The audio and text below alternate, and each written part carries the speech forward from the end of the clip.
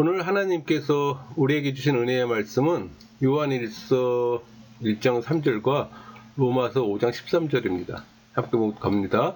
우리가 보고 들은 바를 너희에게도 전함은 너희로 우리와 사귐이 있게 하려 함이니 우리의 사귐은 아버지와 그의 아들 예수 그리스도와 더불어 누림이라.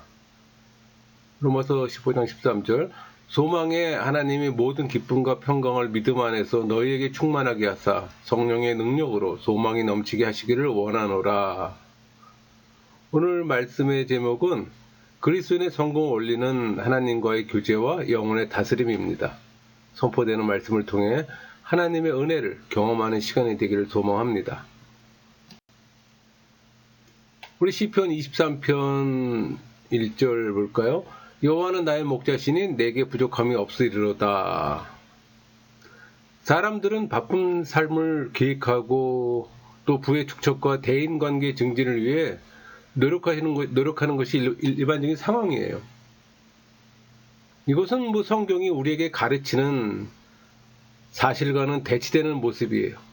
그러니까 세속적인 체험들로 익숙해지는 현실이기도 합니다. 여러분, 시편 23편은 개인이 누리는 샬롬을 가장 잘 설명해줘요. 그 시편 23편에는 샬롬이라는 단어가 등장하지 않습니다. 그러나 시편 23편 1절에 부족함이 없으리로다는 이 말은 그 샬롬을 실제적인 언어로 설명하는 구절이에요. 그러니까 성경은 원하는 것은 영혼의 샬롬 상태입니다. 일반 사람과 영성과의 다른 점은 영혼의 고요함을 깨는 일을 피한다는 겁니다. 여러분, 그리스도인의 성공 원리는 하나님과의 교제예요. 그 안에 영혼의 다스림이 이루어지는 거고, 그때 진정한 영적 파워의 어떤 평안으로 변화된 삶을 이룰 수 있기 때문에, 그러니까 영혼의 평강을 유지하는 사람은 내면의 세계에서도 통찰력과 지혜를 얻어요. 모든 일에 적절한 균형과 조화가 이루고 또 외적인 일을 적절하게 관리할 수가 있는 겁니다. 그러니까 이런 사람은 환경의 어려움도 돌파하며 바른 믿음과 또 타인에 대한 사랑을 갖게 돼요. 그러니까 우리는 하나님의 현존을 인식할 수 있고 그분이 주시는 평강으로 삶의 경건을 추구할 수가 있어요. 성령 세례 받은 분들은 하나님의 형상이 회복된 사람들이잖아요. 그래서 그게 가능한 겁니다. 불신자나 종교인에게는 불가능하죠. 여러분들 신앙인들은 영혼 안에 영적 세계가 존재한다는 사실을 알고 있습니다. 로마서 8장 5절 육신을 따른 자는 육신의 일을, 영을 따른 자는 영의 일을 하나니, 영적 세계를 알지 못하면 그것은 외부 압력의 무방비 상태입니다. 그러니까 신앙인들은 두 개의 아주 다른 세계를 살고 있는 거예요. 육적 세계와 영적 세계. 근데 여러분, 육적 세계는 다루기가 쉬워요. 외부 세계는 그 오락이나 대인관계로 이루어져 있잖아요. 성공, 인기, 재물 등으로 쉽게 평가할 수가 있어요. 근데 영적 부분은 내면 세계잖아요. 내면 세계는 그리스도인의 정체성이 형성되고 묵상과 기도를 추구하는 곳입니다. 또 예배와 신앙 고백이 이루어지는 곳이고 세속의 욕망을 침투하지 않는 영역으로 만들 수가 있어요. 그러니까 우리의 외부 세계는 눈에 보이는 현실이기 때문에 끊임없이 많은 시간과 마음, 물질과 정력을 요구해요. 그러나 영적 세계는 우리에게 강한 의지가 있다면 외부 세계의 영향력을 차단할 수가 있어요. 물론 차단되지 않으면 무너져 내릴 때까지 방치됩니다. 그러니까 내면 세계를 인식하지 못하고 관리하지 못하는 사람들이 많아요. 사람들 가운데는 외적인 가정과 직장, 교회에서 무거운 책임을 지고 수고하는 사람들이 있습니다. 그러니까 유능한 사람들이나 지쳐 있어요. 종교인이기 때문에 내면 세계를 무시한 채 외적 세계만 치중하는 삶을 살아가는 겁니다. 그러다 한계치에 오면 맥없이 무너지는 거고. 그러니까 우리의 삶에는 여러 종류의 위험이 도사리고 있잖아요. 그러나 영혼은 평온해요. 위험이 돌출되기 전까지는 아무리 외부 상황이 위험해 보이더라도 영혼은 안전한 것처럼 보입니다. 사람들은 긴장과 압력이 삶에 가중될 때 영적 세계에 의지하지 않고 외적으로 더 열심히 더 많은 정보를 위해 뜁니다. 사실 내면의 영적 세계는 그 어떤 어려움도 해결할 수 있는 영적 힘을 얻을 수 있는 유일한 장소인데, 그러니까 평상시에 영적 세계에 단련이 없으면 사람들은 쉽게 신경쇠약이나 정신 파탄, 자아 붕괴, 삶의 포기 등의 침몰 위기에 도래하게 됩니다. 그러니까 외적 압력을 견뎌내기 위한 안전과 힘이 없어 사람들이 산산조각 나는 것은 성숙을 위한 실패와는 차원이 달라요. 우리는 성경에서 성경 기자들의 내적 파워를 발견합니다. 성경 기자들은 원칙을 알고 있어요. 창조주는 우리가 내면 세계로부터 외부 세계를 지향할 때 가장 능률적으로 살 수 있도록 우리를 만드셨어요. 그러니까 우리는 내면 세계의 안정으로부터 외부 세계를 변화시킵니다. 그래서 평상시 영적 훈련이 필요해요. 우리 디모데전서 4장 7절 8절 볼까요? 망령되고 허탄한 신화를 버리고 경건에 이르도록 네 자신을 연단하라. 육체의 연단은 약간의 유익이 있으나 경건은 범사에 유익하니 금생과 내색의 약속이 있느니라. 성경은 경건에 이르기를 연단하라고 도전합니다. 여기서 연단이란 헬라어로 김나조예요. 벌거벗고 운동하다, 연단하다, 운동하다 그런 뜻을 갖고 있어요. 그 회심한 그리스도인도 영혼에 죄가 거주함으로 욕망을 누르는 이 성령의 지배를 받기 위해 은혜의 방편으로 훈련이 필요해요. 그러니까 외적 상황이 시끄럽고 혼란스러워도 내 자신의 마음속에는 아주 고요하고 평안한 시간을 보낼 수가 있는 겁니다. 여러분, 내면 세계의 질서에서 오는 평강 때문에 영적 세계라 하니 대단한 것처럼 느낄 필요는 없어요. 성령이 내주하고 그 성령의 지배를 받으면 그 영적 세계를 소유하는 겁니다. 그러니까 종교인은 성령의 사역을 뺀 나머지 내면의 세계로만 보면 되는 겁니다. 여러분, 경제가 발전해 개인 소득이 높아질수록 더 많은 사람들이 스트레스로 고통받아요. 선진국일수록 스트레스 지수가 높잖아요. 그러니까 스트레스는 심장병, 우발적 사고, 자살 등 직접 간접 원인이 됩니다. 그러니까 스트레스 지수가 높은 사람들의 공통점은 쫓기는 사람의 부류에 속한다는 겁니다. 그러니까 이런 사람들은 늘 어떤 목표와 목적을 향해 쫓기고 있어요. 현대를 살아가는 사람들의 일반적인 모습이기도 합니다.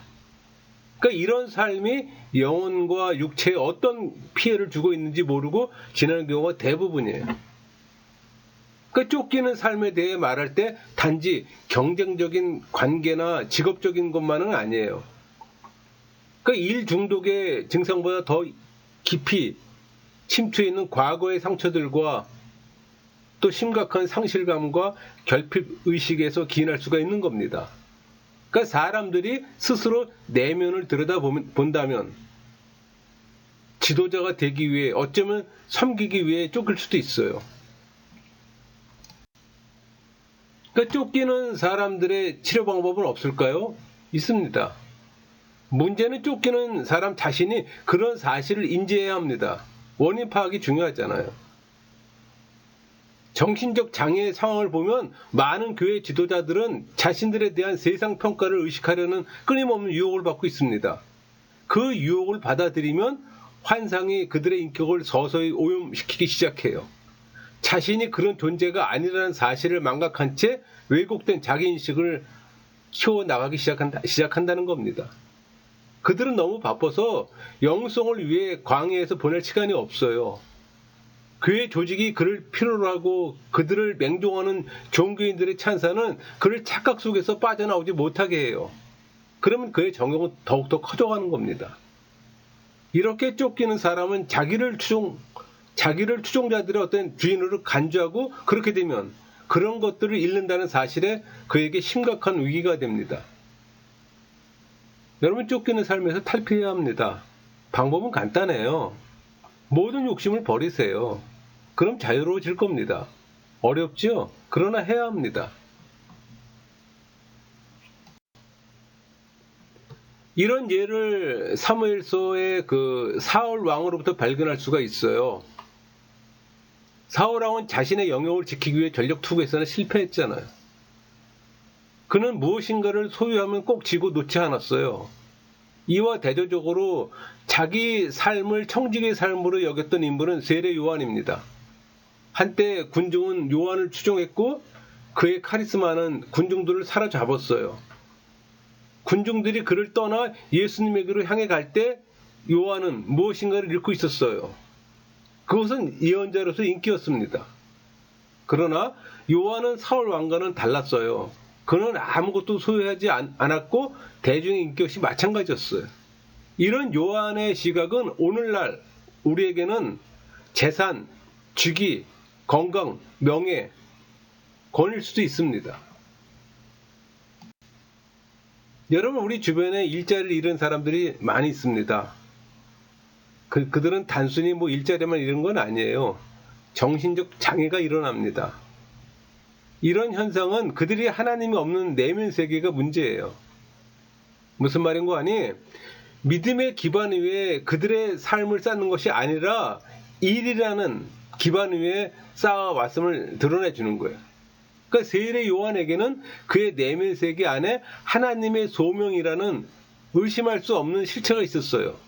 그 내면의 목소리는 다른 어떤 외적 소리보다 컸고 잘 훈련된 조용한 내면으로부터 온 겁니다. 우리 마태복음 3장 4절, 이 요한은 낙타털 옷을 입고 허리에 가죽대를 띠고 음식은 메뚜기와 석청이었더라. 그러니까 세례 요한의 영적 세계는 광야에서 훈련되었습니다. 어려움 가운데 처한 사람이 하나님의 음성을 듣고자 한다면 광야는 가장 좋은 장소예요. 그래서 초대 교부들이 사막으로 나가 영성을 키워갔던 겁니다. 그래서 사망의 영성이라고 하잖아요. 그러니까 광야는 고독과 고난, 때로 고통을 의미합니다. 그러니까 광야는 사람에게 자유롭게 사색하고 준비할 수 있는 장소를 제공해요. 또 사람들은 그곳에서 재충전되고 하나님께 의지하는 법을 배우잖아요. 그러니까 광야에서 형성된 영적 세계는 영적 판단력과 영적 지혜의 어떤 독립적 기반을 제공해 줬던 겁니다. 여러분의 일상의 삶에서 광야 훈련을 경험해 본 적이 있나요? 아니면 광야로 가려는 시도는 해봤나요? 여러분, 시간 관리를 못하는 사람이 많아요. 많은 능력과 높은 IQ를 갖고 있으면서도 시간을 관리할 능력이 없기 때문에 모든 것을 탕진한 채 끝나버린 사람도 많습니다. 그러니까 세상 직업에서 자기 본분을 이행하지 못하는 사람처럼 가정, 교회에서 부름받은 사람들의 경우에도 그런 결과를 맞을 수가 있습니다.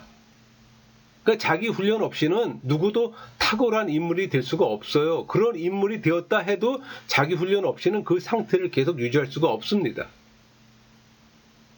사실 인생의 마지막에 이르려 할 수 있었음에도 불구하고 결국 하지 못한 것에 대한 후회를 하고 싶은 사람들이 없을 겁니다. 이게 무질서한 생활의 습관을 깨트리지 않는 한 우리의 내면 세계는 철저한 무질서의 마당이 되고 마는 거예요. 우리는 시간을 다스리는 이 문제를 해결해야 됩니다. 하나님께서 우리에게 주신 시간을 다스리는 법을 배워야 되는 거예요.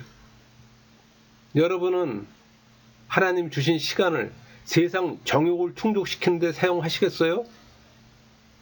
아니면 하나님과의 친밀함에 사용하시겠습니까? 선택은 여러분의 몫이에요. 여러분, 개인적 시간 사용을 위해서도 계획은 세워야 합니다. 사람들은 돈에 대한 예산을 세우는 것에 익숙하잖아요. 하고자 하는 모든 일을 할 만한 돈이 충분하지 않으면 우선순위를 두고 돈을 어떻게 써야 할지 고민합니다. 마찬가지로 한정된 시간에도 같은 원칙이 적용돼요. 어리석은 젊은이가 있습니다. 시간 계획을 제대로 하지 않았던 까닭에 친구들에 의해 끌려다녔어요. 시간 예산이 없으면서 친구들의 부탁을 거절하지 못합니다. 모든 친구를 기쁘게 해주고 싶었어요. 그러니까 무질서한 시간 사용 탓에 독자적으로 내 시간을 통제하지 않았기에 친구들이 이 젊은이의 시간을 주도했던 겁니다. 그러니까 젊은이가 친구들과 어울려 사용했던 시간들은 분명 시간 사용에 있어서 우선순위를 차지할 만한 일은 아니었어요. 마찬가지로 세상 사람들은 타인의 관심을 끌려고 사건들에 늘 둘러싸여 있어요. 그러나 사실 가장 크게 소리를 지른다 해서 반드시 급한 일은 아니잖아요. 여기서 깨달음이 있어요. 계획하지 않은 시간은 계획된 시간 사용을 결정하기 전까지 무질서한 상황으로 계속 진행된다는 겁니다. 여러분, 시간 사용을 위한 어떤 올바른 기준을 갖기 위해서는 어떻게 할까요? 그걸 생각해 볼 수 있잖아요. 예수님의 사역에서도 그러했듯이 우리의 사명에 대해서도 정확한 이해가 요구됩니다. 즉, 우리의 시간을 가지고 무엇을 하는 것이 최선인지, 꼭 해야 하는 필수적인 것은 무엇인지, 이 원칙이야말로 중요해요. 성공 여부는 이 원칙에 달려 있어요. 그 이유는 주어진 시간들이 갖는 이 공통점은 그 시간들이 무시된다 하더라도 절대로 소리를 치지 않는다는 겁니다. 예를 들어 내가 영적 훈련을 소홀히 한다고 해서 하나님께서 당장 큰 소리로 고함치지 않아요. 얼마 동안은 잘 버팁니다. 묵상을 위한 시간이 사라졌다 해도 참 관대해요. 누가 얘기하는 사람 없어요. 또 성경 연구하는 시간을 우선순위에서 빼놓더라도 별탈 없어요. 이런 것들은 큰 어려움 없이 얼마 동안 무시할 수 있습니다. 그런 이유로 그것들을 위한 시간 계획을 짜지 않으면 다른 일들이 그 자리를 차지하게 되는 거예요. 불행히도 그것들이 장시간 무시되고 나면 마침내 하나님과의 관계나 영적 훈련 등이 심각한 지경에 처하게 됩니다. 그러니까 회복하기에는 너무 늦은 것을 발견하게 돼요. 혹시 여러분의 묵상 시간을 요구하는 사람이 있으면 미루세요. 그 시간에 매일 하나님과 만날 약속을 잡으세요. 영적 세계에서 타협해서는 안 될 요소들, 그러니까 영적 훈련, 지적 훈련들입니다. 그러니까 우리에게는 이런 시간들이야말로 타협해서는 안 될 시간들이에요. 왜? 이것들은 영적 삶의 전부이기 때문에.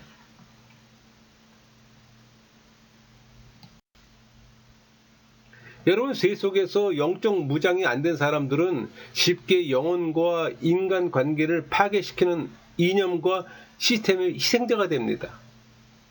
지적, 영적 능력이 없기 때문에 그들은 다른 사람들의 생각과 의견에 의존하게 되는 거예요. 이 무개념의 행동은 인간적인 무질서를 야기합니다. 그러니까 정체성이 없는 그리스도인들은 쉽게 세속 문화에 흡수가 돼요. 그의 영혼은 훈련되지 않았기에 세상의 도전을 이길 능력이 없어요. 많은 이들 가운데는 실패할 수 없을 정도로 이름났던 사람들이 있잖아요.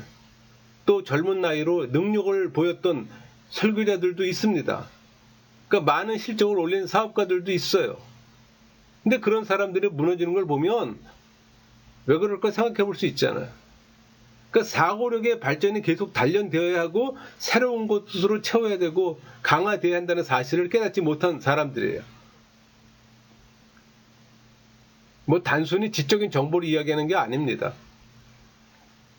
주어진 재능은 사람들은 어느 정도까지 유지해 주지만 경주가 끝나기 훨씬 전에 주저앉고 말아요.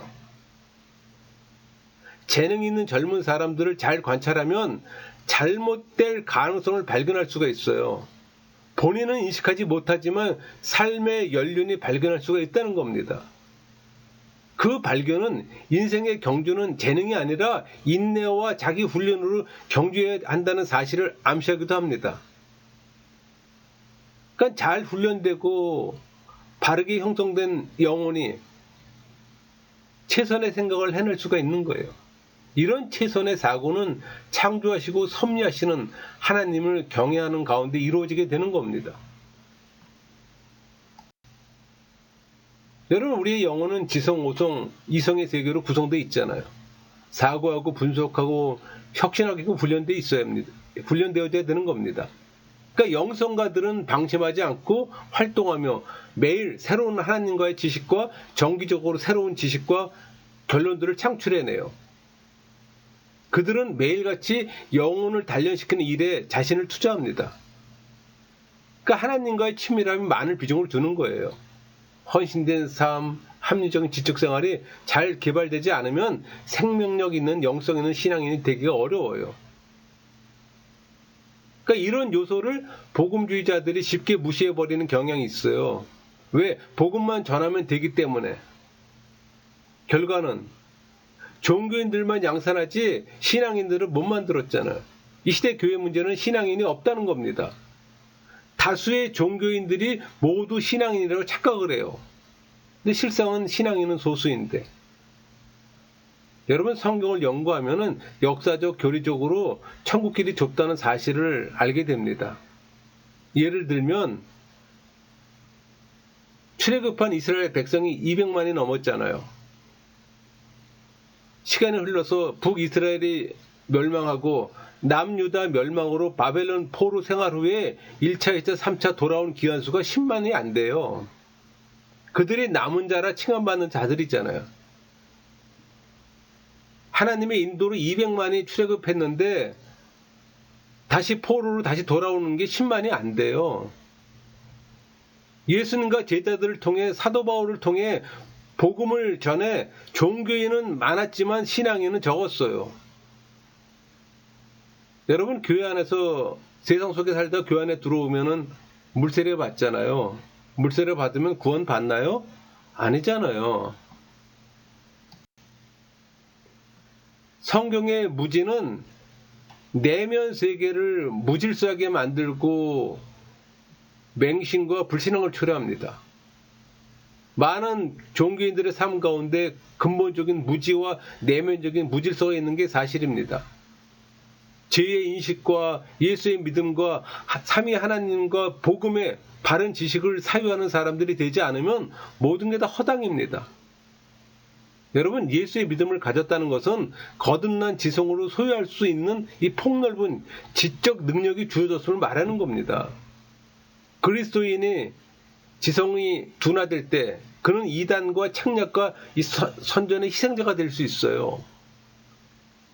여러분, 서재에 가면 한 번도 읽지 않은 책들이 있잖아요. 책은 서재를 장식해주거나 어딘가에 이용했는지는 몰라도 분명히 읽혀진 적이 없습니다. 그러니까 지적으로 성장하지 않고 있는 종교인들은 마치 읽히지 않은 책과 같아요.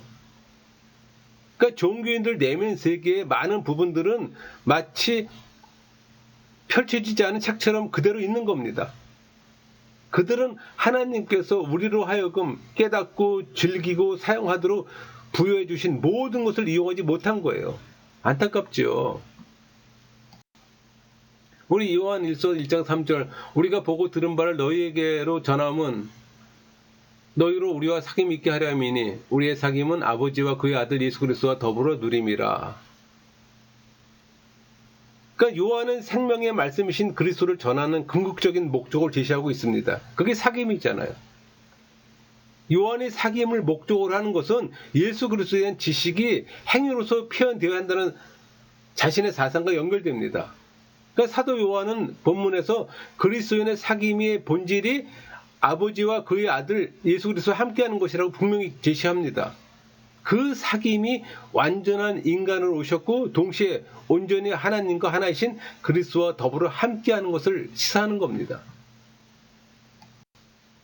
우리 로마서 15장 13절 소망의 하나님이 모든 기쁨과 평강을 믿음 안에서 너희에게 충만하게 하사 성령의 능력으로 소망이 넘치게 하시길 원하노라. 그러니까 기쁨과 평강의 근거가 믿음 안에서 시작된다면 소망 역시 믿음과 따로 떨어져 있지 않아요. 그런데 믿음 안에서 기쁨과 평강과 소망을 충만케 누릴 수 있는 방법은 바로 성령의 능력으로입니다. 여기서 뭐뭇으로라는 전치사 에는 성령의 능력 안에서라는 위치와 장소를 나타내는 척격임과 동시에 성령의 능력을 통하여라는 도구를 도구적 어떤 의미를 지니는 거예요. 그리고 그 능력은 일반적으로 무엇을 할 수 있는 힘, 권능을 나타나지만 여기서는 성령께서 믿음 안에서 기쁨과 평강 그리고 소망을 일으키는 이 경이적인 능력을 창조하는 뜻으로 사용됩니다. 결국 영혼의 다스림은 성령의 지배를 의미하는 거예요. 여러분, 신앙인은 성령의 지배를 받는 사람입니다. 여러분은 일상의 삶에서 성령의 지배를 받습니까? 받아야 합니다. 우리의 사고를 성장시키기 위해서 훈련돼야 합니다. 우리는 듣는 훈련을 통해 성장해요. 모든 사람들의 말에 귀 기울일 때 성장하게 되는 겁니다. 적대자까지도 포함해서요. 그러니까 비판을 받을 때 나를 방어하기에 급급했다면 잘못들로부터 배울 수 있는 많은 기회를 잃게 되는 거예요. 내가 외적으로 관계를 통해 성장하는데 기초가 된 사건들은 대부분 나를 몹시 질책하거나 비판을 받은 고통스러운 순간들에 이루어지는 것을 발견할 수가 있어요. 그러니까 듣는 것은 그만큼 중요한 겁니다. 그러니까 우리는 영적 독서를 통해서 성장하잖아요. 근데 점점 독서 훈련이 어려워져요. 이 시대의 가장 큰 손실 중에 하나가 영적 독서 시간이 점점 짧아진다는 겁니다. 우리 디모데후서 4장 13절, 내가 올 때 내가 들어와 가보의 집에 둔 겉옷을 가지고 오고 또 책은 특별히 가죽 종이에 쓴 것을 가져오라. 사도 바울은 디모데에게 양피지 책들을 가져오기를 부탁합니다. 이것은 그가 상황에 상관없이 성장하기를 열망하는 걸 보여주는 거예요. 우리는 영적 독서를 하는 시간들이 점점 짧아진다고 말씀드렸습니다. 이것은 우리에게 많은 귀중한 통찰력을 줘요. 여러분, 독서는 간접 경험을 하잖아요. 중요한 것은 좋은 책을 선택해야 합니다. 잘못된 지식 습득은 아는 것만 못해요. 독서 중에 떠오르는 생각이나 또 남에게 도움이 될 만한 내용을 기록해두면 도움이 됩니다. 독서하고 있지 않다면 그는 성장하지 않는다고 말할 수 있어요. 그러니까 우리는 훈련된 공부를 통해 성장하잖아요. 우리는 열정적인 공부를 위한 훈련을 추구할 때 성장하는 겁니다. 여러분, 교육과 훈련 없이 성장할 수 없다고 저는 단언합니다. 우리의 생각을 넓혀주는 이 교육 과정에 참석하거나 또 새로운 것을 배우게 하는 이 도전들을 받아들이거나 또 하나님의 세계를 배우기 위한 다양한 훈련들을 통해 이루어져요. 또 배우기를 희망하는 그리스도인들은 언제나 노트를 갖고 다닙니다. 메모 습관은 우리에게 주어지는 지식과 통찰력을 저장함으로 모든 성장의 혜택을 누리게 하는 방법이에요. 여러분, 에스라는 지성이 성장한다는 것을 믿는 사람이었습니다. 그래서 에스라는 연구했고 배운 것을 행했으며 또 사람들에게 가르쳤잖아요. 하나님께서는 예루살렘 재건을 위해 수많은 사람들을 이끌며 하나님의 법도와 율례를 세우기 위한 일에 에스라를 사용했어요. 그러니까 영적 성숙을 이룰수록 하나님을 더 온전히 알게 되고 다른 사람들을 섬기는 데 유익한 사람이 될 겁니다. 창조 원리의 의도대로 우리의 지성은 성숙할수록 하나님의 영광을 드러나기 시작하게 될 겁니다. 여러분, 영적 평강을 원한다면 행하세요. 하나님과 교제를 위해 영혼의 처소를 만들어 놓고 그곳에서 하나님과의 친밀함을 키워가세요. 누구나 하나님과 친밀한 대화를 나눌 수가 있습니다. 영적 처소가 준비되고 성령과 함께 하실 때 성령의 9가지 열매의 성품들이 주어지는 거예요. 또 자제력의 능력과 악을 분별하고 진리를 찾아내는 능력을 소유하게 되는 거고, 여러분, 사막의 교부들은 영성 개발을 위한 고유한 환경의 중요성을 깨닫고 침묵과 고독, 내적 평안을 서로에게 강조했습니다. 그러니까 초대 교부의 영성에 관심을 가져온 사람이라면 초대 교부의 생활상을 쉽게 알 수가 있어요. 그들의 기본적인 영적 훈련 방법으로 고독과 침묵을 추구했습니다. 규칙적으로 성령의 내적 음성을 들었어요. 사색과 묵상의 체험, 또 예배와 간구로서의 기도를 했습니다. 그게 일상의 삶에서 이루어져야 되는 거예요. 세상과 구별된 장소에서. 그러니까 하나님과의 친밀함을 원하는 사람들에게 여러 가지 장애가 생깁니다. 대개는 내 안에 제 경향성이에요. 장애를 방치한다면 성령의 내적 음성을 들을 수가 없잖아요. 그러니까 하나님과 동행하는 사람은 성령께서 내적 음성을 들려주시기 위해 큰 소리로 말하지 않는다는 사실을 잘 알고 있어요. 여러분, 하나님은 침묵을 통해 만날 수가 있어요. 그래서 침묵 기도는 절대적입니다. 묵상과 정감적 기도는 필수 코스예요. 내면의 영적 세계를 바라는 사람은 자신에게 적합한 장소와 시간을 찾아야 할 겁니다. 성경을 열심히 연구하고 묵상 기도, 정감적 기도까지 했다면 그것이 동시에 이루어질 수 있다는 걸 경험하게 됩니다. 자기가 경험한 범주에서 어우러지는 거예요. 묵상만을 하는 사람이 있어요. 묵상에서도 추리적 묵상을 하는 사람, 기납적 묵상하는 사람도 구분되잖아요. 그러니까 다음 단계로 정감적 기도를 훈련하는 사람은 묵상과 내적 음성 듣기가 어우러집니다. 그러니까 모든 침묵 기도의 기본은 스텝 바이 스텝이 있지만 다 경험하게 되면 하나로 통합할 수가 있어요. 중요한 것은 성경 연구가 베이스라는 사실을 꼭 기억하세요. 자기가 알고 있는 성경 지식 범주 내에서 침묵 기도가 병행된다는 사실을 기억하세요. 오랜 경험의 조언입니다. 많은 것을 다 하고 싶지만 그 정도가 되려면 대가 지불이 커요. 그래서 많은 사람들이 포기하는 겁니다. 생각만 하고 말아요. 제가 아는 상당수의 사람들이 그랬습니다. 내면의 영적 세계 처소에서 성령과의 어떤 교통을 교형시킬 수 있는 길은 침묵 기도를 통해서예요. 그러니까 믿음의 선진들의 특징은 사소한 행동조차도 하나님께 알리는 습관이 있었어요. 그들은 항상 자신들의 영혼 안에 성령을 소유했고 성령의 인도함을 받는 자신을 발견했던 겁니다.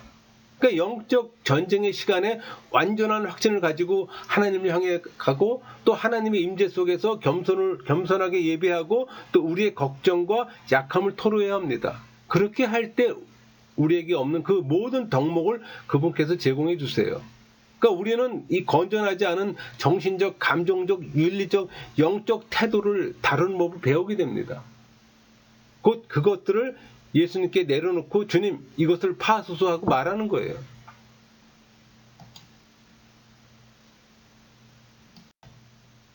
여러분, 하나님의 섭리에서 당신 백성들이 이 질문을 깊이 다룰 수 있도록 안식일을 준 겁니다.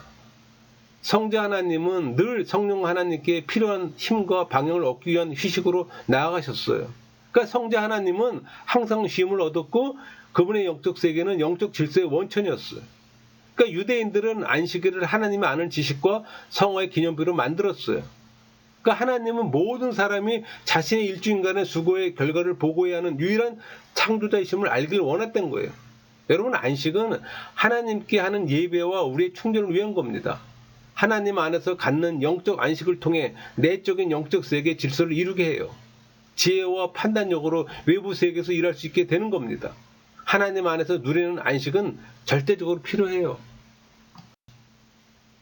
여러분은 내면의 영적 세계를 소유한 신앙인입니까? 하나님께 전적으로 의탁하며 성령의 내적 음성을 듣고 순종하는 삶이야말로 온전한 삶이에요. 그렇게 살 때 삶의 기쁨은 빛을 발하고 그로 인한 평강은 심오하며 그것에서 나온 겸손은 깊이가 있어요. 그러니까 겸손의 파워는 세상에 선한 영향력을 끼치고 그 영향력의 사람은 모든 것을 덮어주며 그렇게 사는 영적 단순함이 하나님이 원하시는 삶이에요. 여러분 모두 그런 삶을 살기를 소망합니다. 말씀을 마치겠습니다.